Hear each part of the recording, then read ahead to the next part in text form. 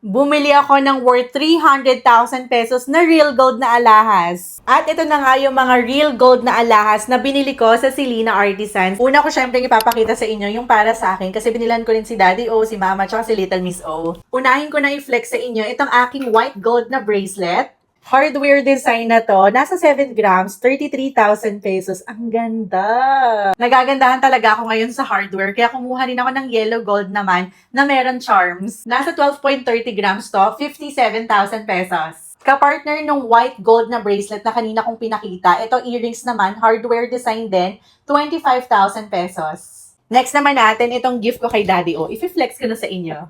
Japan gold na to, MCAT design, 8 inches. Nasa 31 grams to, 159,000 pesos. Si Brian din at si Mama binilhan ko. Ito Chanel heart design para kay Little Miss O. Nasa 2 grams to, 8,500 pesos. Itong ring naman for Mama, Tiffany Nut yung pinaka-design. Nasa 4 grams to, 18 karat Saudi gold, 19,000 pesos. Kung naghahanap kayo ng legit bilihan ng mga real gold na alahas, pwede na kayong umorder online. I-search nyo lang sa Facebook, Selena Artisans. Meron niyang 302,000 plus na followers. Sobrang gandang investment ng real gold na alahas kasi tumataas ang value na ipapamana pa.